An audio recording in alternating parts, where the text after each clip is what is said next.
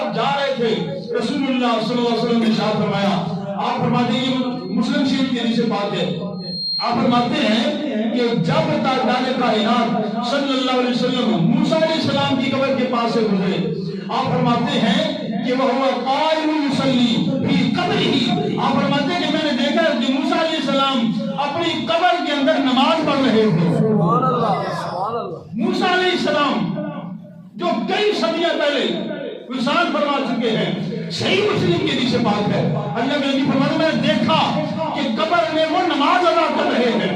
اس کا مطلب یہ ہے کہ انبیاء کی زندگی ہماری طرح نہیں ہے جو قبروں میں نماز پڑھے وہ مردے نہیں ہوا کرتے۔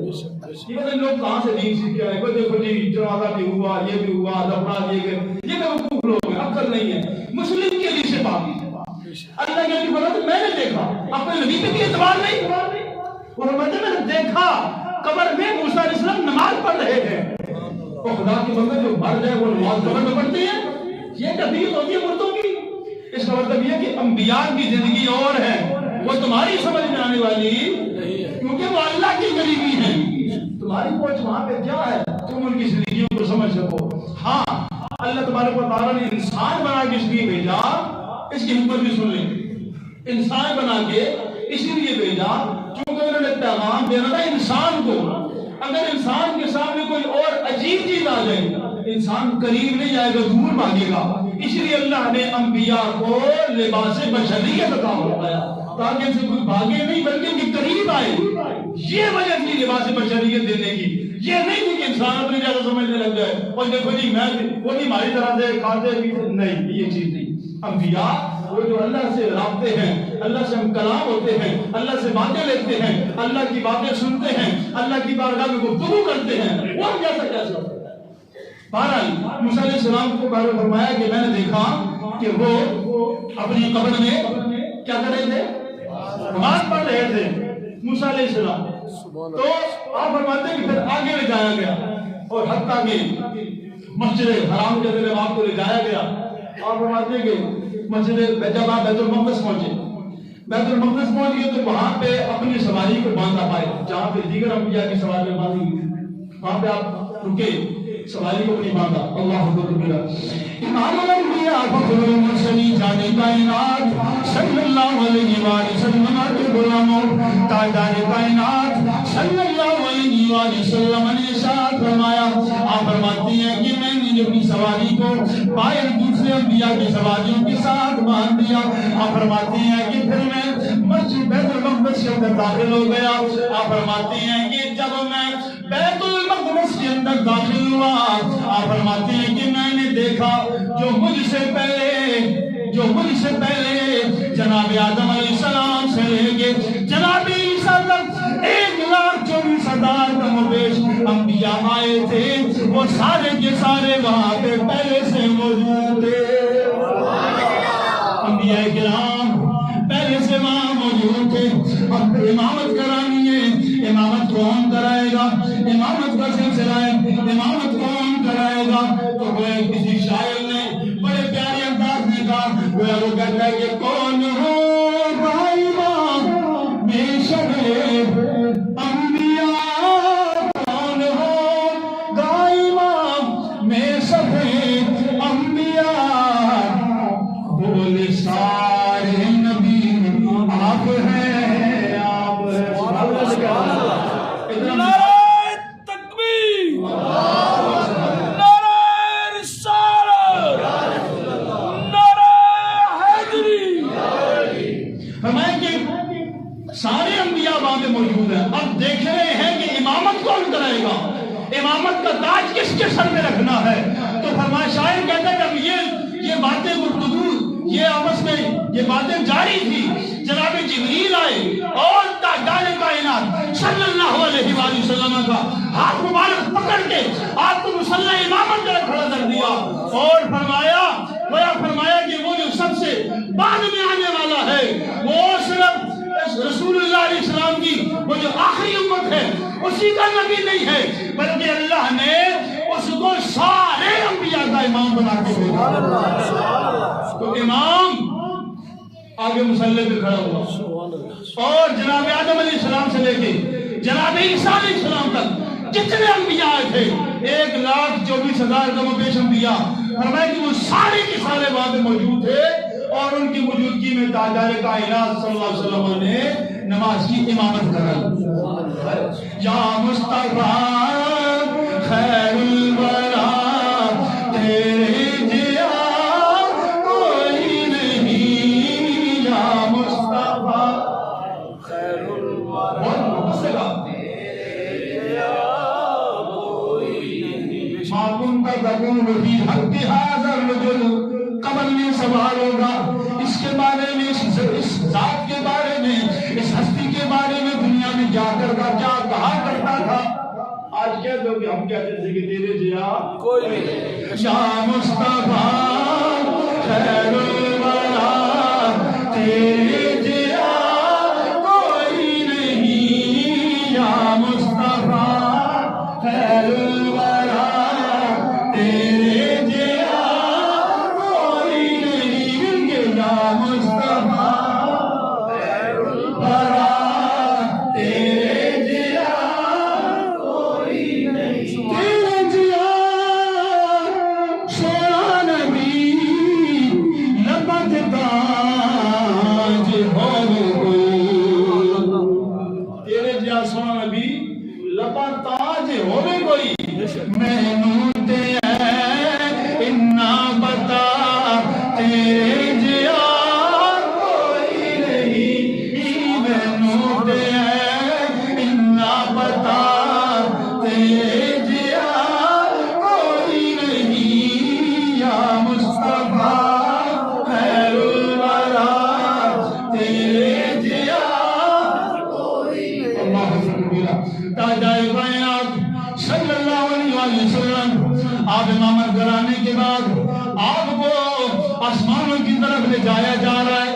تاجدار کائنات صلی اللہ علیہ وسلم آسمانوں پہ جا رہے ہیں، اور میں ایک بات رک کے عرض کرتا ہوں، جب تاجدار کائنات صلی اللہ علیہ وسلم جو شب معراج کے دولائیں جب آپ آسمانوں پہ گئے، آپ نے دیکھا کہ گزرتے ہوئے جناب موسیٰ علیہ السلام، توجہ رکھیے گا، انبیاء کو اللہ نے طاقت کیا دی ہے، جناب موسیٰ علیہ السلام کو دیکھا جب گزر رہے تھے، وہ قبر میں نماز پڑھ رہے تھے۔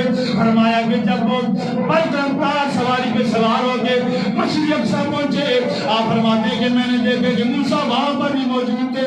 آپ فرماتے ہیں کہ جب میں آسمانوں پہ گیا، میں نے دیکھا کہ موسیٰ علیہ السلام، اللہ رب ذوالجلال نے انبیاء کو کیا طاقت دی ہے۔ آپ فرماتے ہیں کہ موسیٰ آسمان پر بھی پہلے سے موجود تھے۔ یہ ہوتی ہے نبیوں کی شان ہے۔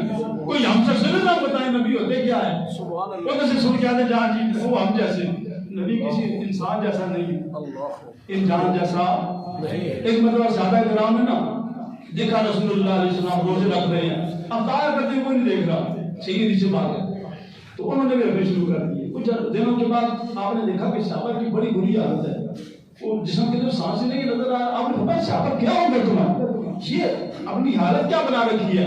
عرض کیا آقا ہم نے دیکھا کہ آپ روزے رکھ رہے ہیں، افطار کرتے ہوئے نہیں دیکھا، تو ہم بھی آپ کی سنت عمل کر رہے ہیں، اس لیے ہمیں بھی چھوڑ دیا۔ اللہ کے نبی نے فرمایا کہ تم میں سے کون ہے میری مثال، صحابہ کو فرمایا تم میں سے میری مثال کون ہو سکتا ہے؟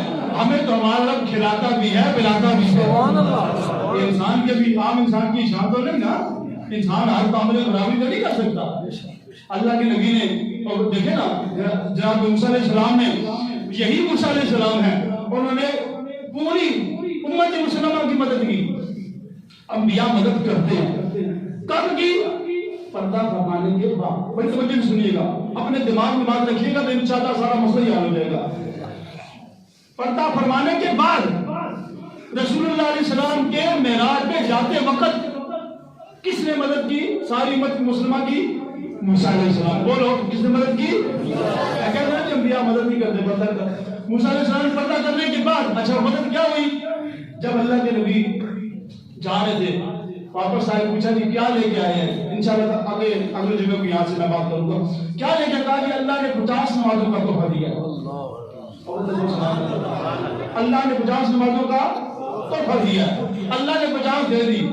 موسیٰ علیہ السلام نے دیکھا، انہوں نے کہا یا رسول اللہ صلی اللہ علیہ وسلم میں اپنی امت کو دیکھ چکا ہوں، یہ نہیں کر سکتے، کم کرا کے رہا۔ موسیٰ علیہ السلام نے اللہ کے نبی کو واپس بھیجا، آپ واپس گئے، 9 چکر لگائے، 5 5 5 5 کم ہوتے ہوتے 45 نمازیں موسیٰ علیہ السلام نے کم کر دی۔ اور جو کہتے ہیں کہ انبیاء مدد نہیں کرتے ان کو پھر 50 پوری پڑھنی چاہیے، کیونکہ یہ جو 45 ہے کہ موسیٰ علیہ السلام کی وجہ سے کم ہوئی ہے۔ عثمان نہیں کہا وہ کب سے پتہ کر گئی، لیکن رسول اللہ علیہ السلام کے دور میں جب آپ معراج میں جا رہے تھے اس وقت موسیٰ علیہ السلام کی یہ مدد کہ جی کم کرا جاؤ، یہ مدد نہیں پڑھ سکے، تو ہم تو قائل انبیاء کی مدد اس لیے 5 پڑھتے ہیں۔ تو جو کہتے ہیں کہ نہیں ہو سکتی، پھر وہ ٹھیک ہے ان کے نزدیک پھر یہ 45 کم تو نہیں ہونی چاہیے، ان کو پھر کتنی پڑھنی چاہیے؟ نہیں پڑھیں گے، نہیں پڑھیں گے، پڑھ نہیں سکتے، کیونکہ جناب موسیٰ علیہ السلام نے مدد کر دی، اس مدد کا فیض صبح قیامت تک ہر مسلمان کے لیے چلتا رہے گا، مانے یا نہ مانے۔